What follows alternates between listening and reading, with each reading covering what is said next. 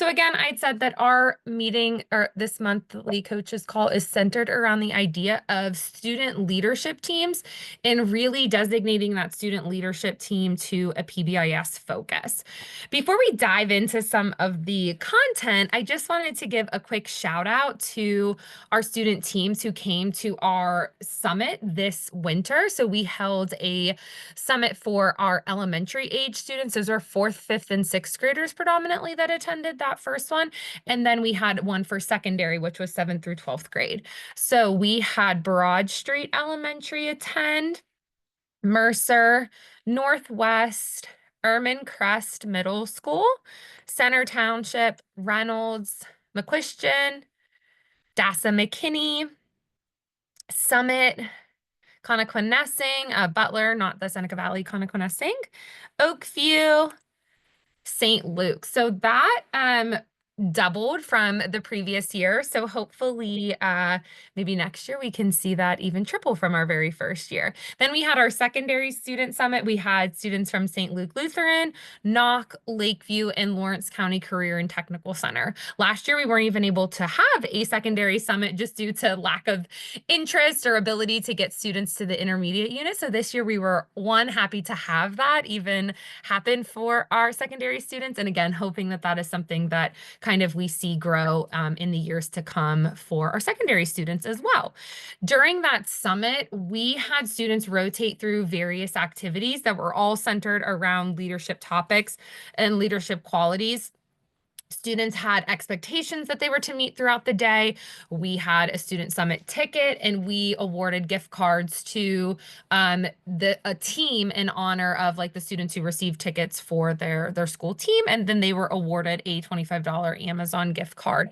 So again, the focus and the primary rationale for that day is bringing those student leaders to us to kind of get together with other like-minded individuals. We put them through some different challenges, but then also maybe some networking opportunities just where they can kind of see and meet students from other districts and kind of just gain a perspective. So we have plans for next year's student summit to be held in the fall. We got some feedback that that was a better time of year. And for us, true, it is too, because we're not worried about snow days. You know, we had a more challenging winter this past winter with flexible instruction days, snow days, 2-hour delays. So that's always a concern with hosting it in the winter. So we are moving it back to October. So more information will be coming out at the end of the school year just to garner up some interest to see if that's something that you're interested in bringing your students to. Now, the challenge is that if you're in a building that your oldest grade is second grade, at this time we are kind of focused in on that upper elementary and the secondary, but it's not something to say that we couldn't get a little creative with, you know, bringing in opportunities for our younger students and having that be maybe on an additional day as well, if there is enough interest for that, or even bringing a little mini summit to you possibly if you've got some student leaders that you're interested in doing something in-house. You know, we're flexible and we're always open to new ideas. So that's definitely something that we can discuss. But if you're sitting there thinking, okay, this is great. These schools have these student summit team or these student teams and they're able to bring them to the summit. I don't even have a team of students yet. That's really what this call is going to be centered around, is kind of getting that team up and running, and how do we kind of some things to think about before that process kind of takes off for you. Now, I will say that if you don't have a team exactly finalized, but you have, you know, 5 or 6 students, 4 or 5 students that are kind of your go-to crew that you're going to for all things PBIS and school-wide positive behavior, you can still bring them to the student summit. We're not asking you to give us, you know, the detailed criteria of what your team, how your team operates, but we would just love to see students at our day. So again, that's not something that you have to have a student team firing on all cylinders to attend the student summit. So just some research about the importance of giving youth that voice in our PBIS program. Again, not to focus solely just on what the experts are saying, but it's important to note that this is research-based in the importance of having youth involved in our process.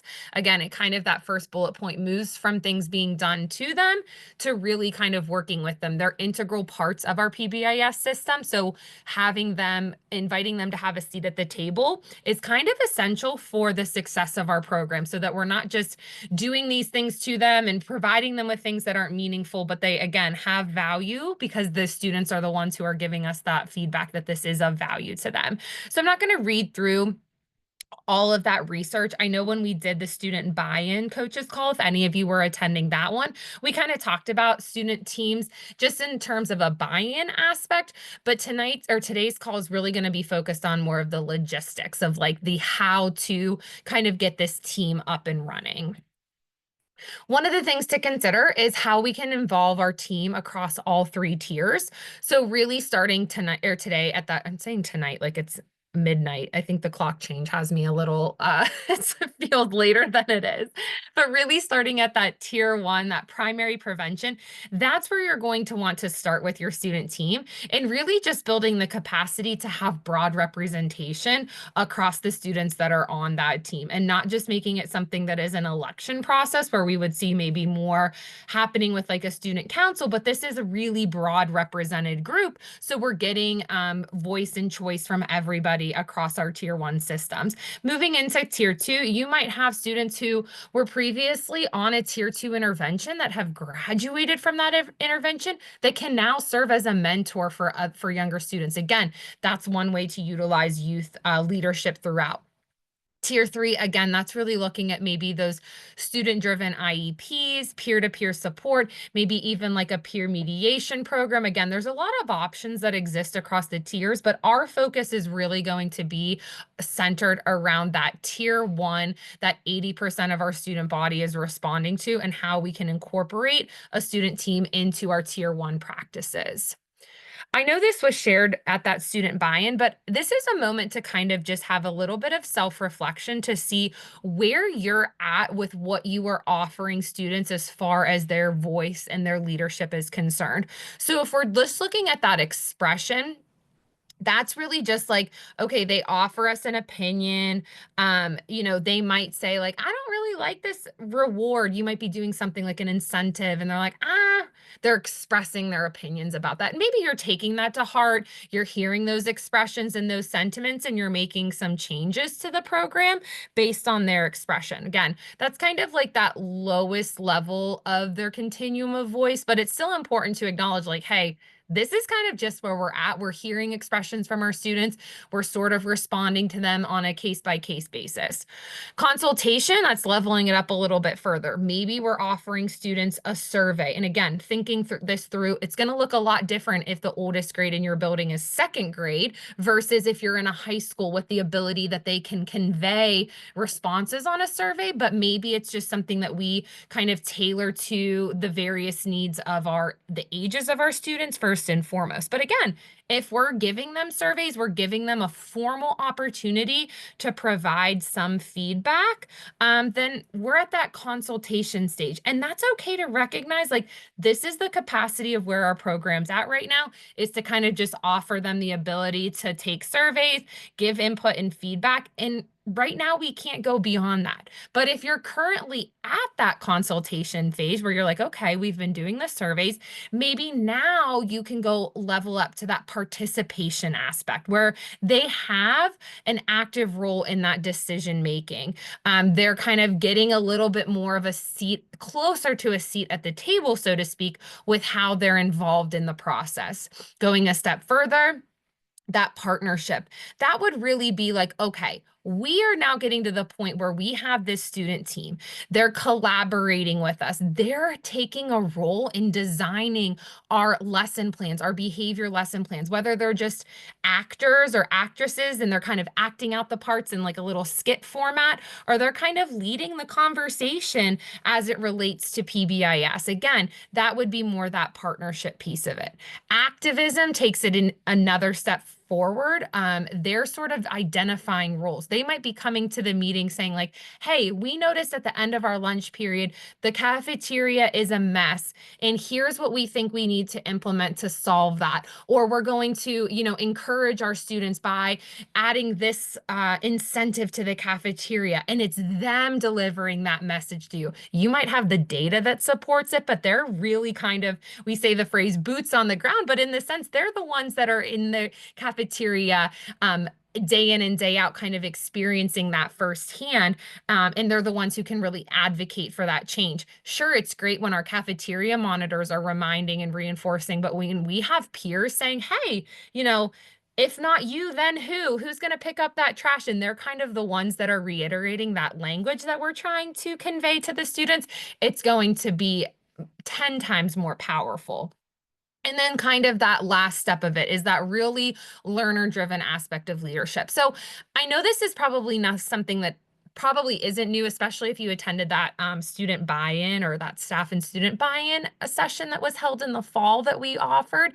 But this is something where I think it's a moment of reflection for you to go, okay, this is where our student team currently, or this, I shouldn't even say student team, this is where our student voice currently sits. How can we maybe for next year just get it up one more notch? Again, Rome wasn't built in a day. We're not trying to go, if you're just at expression, all the way up to like activist, but maybe that's something that you can say, okay, we have the capacity to take on a student survey for next school year, and that's where we're at. And then maybe the year after, we'll level up even further. So when it comes to really taking a consideration to building a student team, there's kind of 7 components that we want you to focus on. Really, first and foremost is the available staff. And I'll say, if you're sitting on this call and you are the backbone of your PBIS, you feel like sometimes you are the team, you are the one who is doing all of the things, and you're thinking, how am I going to ever take this on? That's probably not going to lead to a successful student team because it's putting a lot of pressure on you.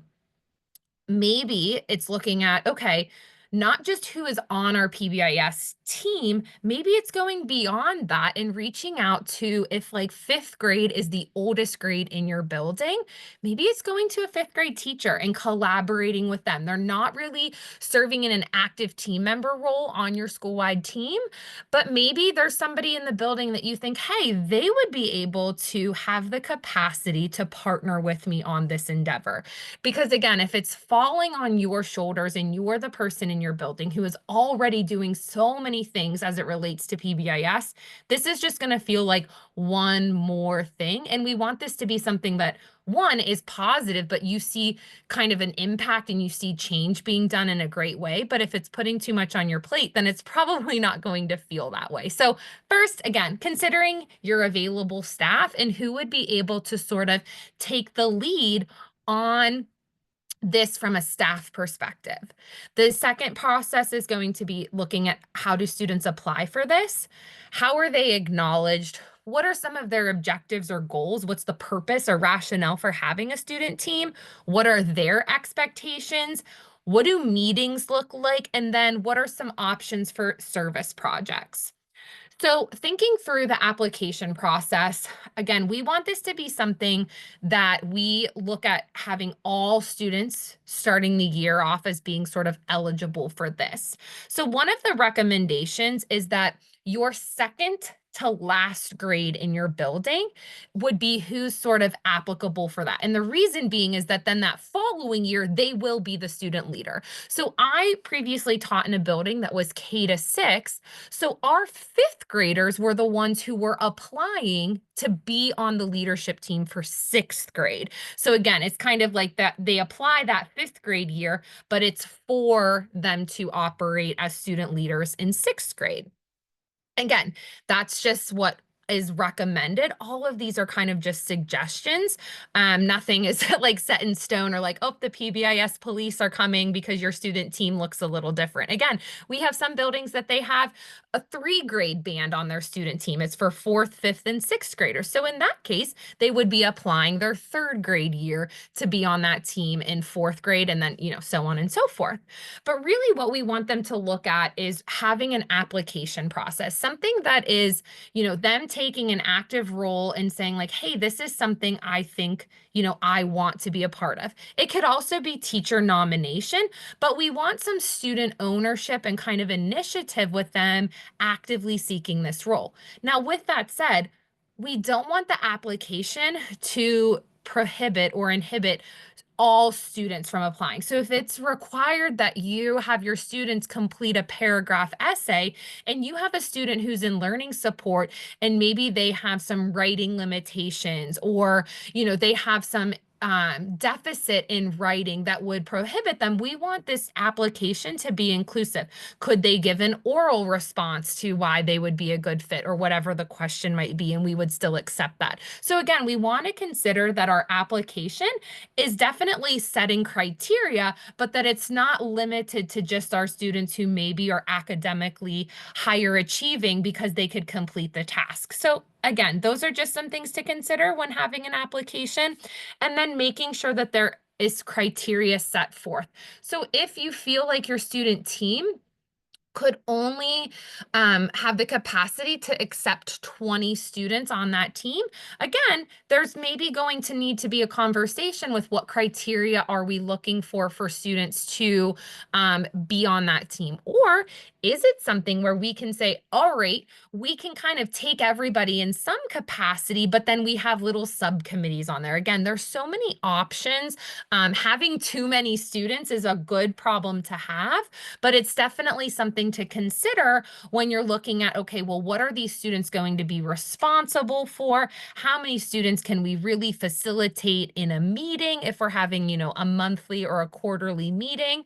And maybe, again, there's an opportunity for those students who weren't accepted to still do some tasks that really help our school be successful. Maybe that's passing out and helping us cut monthly tickets. I know, something that gets done sometimes is you send out donation requests. So maybe they can help stuff the envelopes and put stamps on those. Again, there could be a task for everybody if we're looking to be inclusive and make sure that everybody has a space on our team, but maybe it's more of a core team that we're choosing that's meeting, every single month or quarterly to really discuss more on that activist leadership continuum again. So those are just some things to really consider. And we'll put some examples of student applications onto the SMORE. So if you're like, this sounds great, I don't have the time to make one, we'll have some that, again, you could probably just take a look at, add your school's name to the top, and like pass this out and get this sent out this spring to implement this for the fall. So those applications will be linked on the SMORE that we send out with just some, again, samples of what we know some schools utilize for an application. The acknowledgement piece is, again, we want these students to feel empowered. We want this to be something that is special. We want students to look up to them and look onto them to see like, oh, if I have a third grader and I see the sixth graders wearing these t-shirts or these lanyards, that desire of like, I want to do that when I'm in sixth grade. I want to be a part of that. Again, when we think of like sports teams and we think of clubs, they always have or usually have some kind of identifying, whether it's a jacket or a t-shirt, something that kind of sets them apart as just, people to look up to. So that could be, like I said, a t-shirt, it could be a lanyard. Sometimes we can even, like when you think of the scouts, they're earning different recognition badges within that team. It could be just something that goes on their locker. Maybe it's a magnet if your school has lockers for students. Again, a magnet on the outside of their locker kind of designating that leadership role. It could also be something that sort of sets them apart. Maybe they're helping out at the end of the day with busing. So they're wearing, a special little vest because they're, helping students get onto their buses. Anything really that just acknowledges their role in the PBIS Student Leadership Team is recommended. But again, these are all just suggestions. If you don't have the capacity to order t-shirts or buy lanyards or do any of that, none of this is, oh, well, then we can't have a student team because we have no way to set them apart. This is just, again, a recommendation and more of a suggestion for what makes a successful student leadership team as it relates to PBIS. Having expectations for those student leaders is crucial. Having some type of perhaps code of conduct or contract that they're signing, to let them know that yes, when you have this leadership role, there comes a lot of expectations with that. We certainly have our school-wide expectations, but how do those expectations transcend onto your role as sort of a leader in the school? Maybe it's that they, are given an opportunity to be on probation, but if that behavior continues, they have to give up their position. With that, you would also want to orient families to their role and to their expectations and kind of let them know. And just a little recommendation that always, those photo permission forms, that's like a school procedure, but they might be, in the newspaper. We know when they attend our student summit, that's something that we're always asking for as well. So again, that's just something to consider. This can also be really helpful because when we think about sort of assigning students to those teams, we don't want this to just be, I hate to say the best of the best, but the best of the best. We want to make sure that we have that broad representation.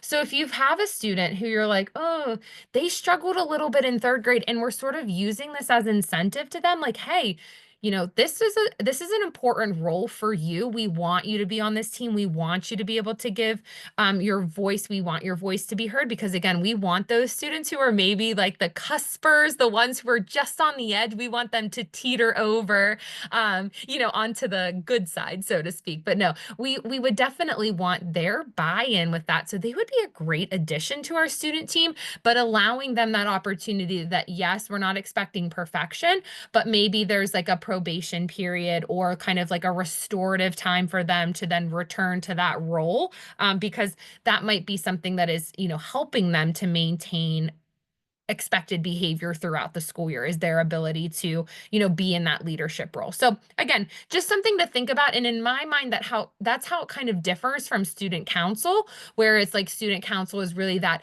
election process. This again can have that application, but it could also be teacher nomination as well.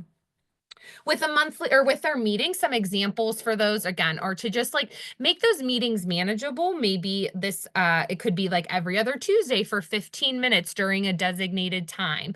The reason why we recommend sometimes having that one grade level or that teacher of that grade level is because there's just natural times where that teacher would have those students all in the same place. For example, recess would be a great opportunity. I know for the high school teams, that's looking a little different. We're not having that recess. But again, if you have, a teacher who's a teacher of sophomores or juniors, and they are able to have a common planning period with them or a study hall, that is just kind of a naturally good time to be able to pull them and do just like a quick check-in so that we're not thinking of like, okay, they're missing academic instruction, or we certainly would not want our teachers to have not have a duty-free lunch. But if it's like an off period for them and the fifth graders are all at lunch and it's your school counselor who's running that, she can kind of, maybe do a lunch and learn with them. Just some different options to be a little bit creative with the time that you can meet with them.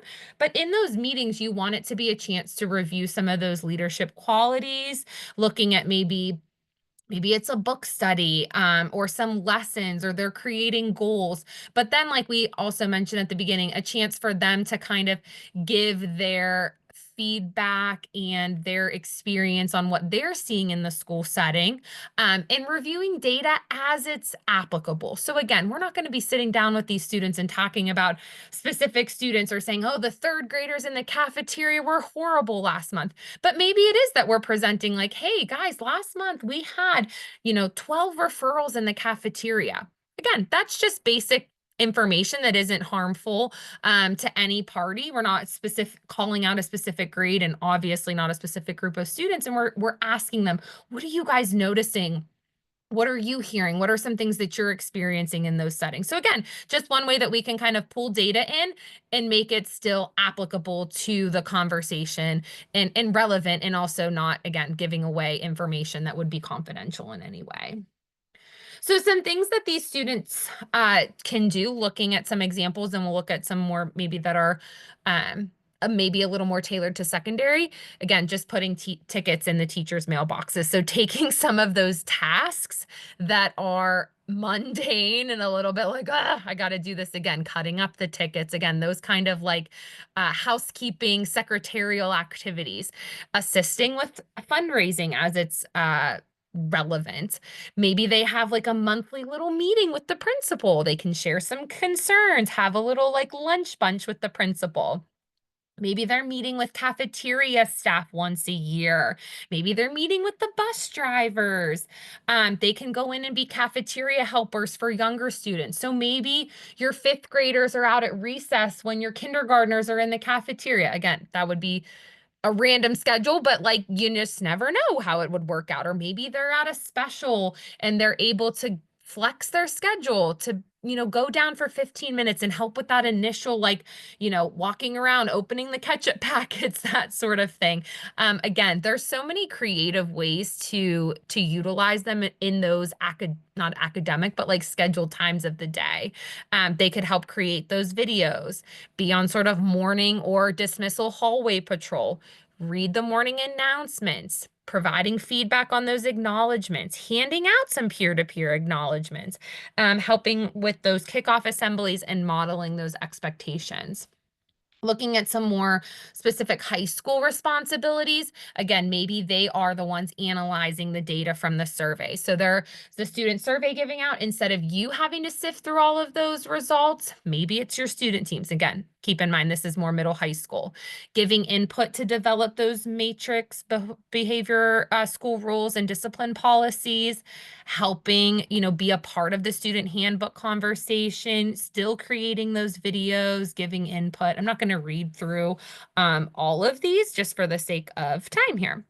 And then finally, some service projects. Maybe, they are visiting nursing homes. Again, those things that you do, think of student council, or if you do the Kiwanis Club, or if you have students who are in like student council, peer leadership, National Honor Society. Again, those service projects, these are like certainly not an exhaustive list, but these are just some things to think about, some ways to get those students involved. I will say, if you already have a student council and you're like, "Oh, our student council does all of this, what would be the point of doing this all over again?" Just to clarify, one of the key differences is that making sure it's not just a student government election process. We don't want just these students to be elected by their peers. We want to consider that more broad representation to get a greater span of voice and choice throughout. With that, I know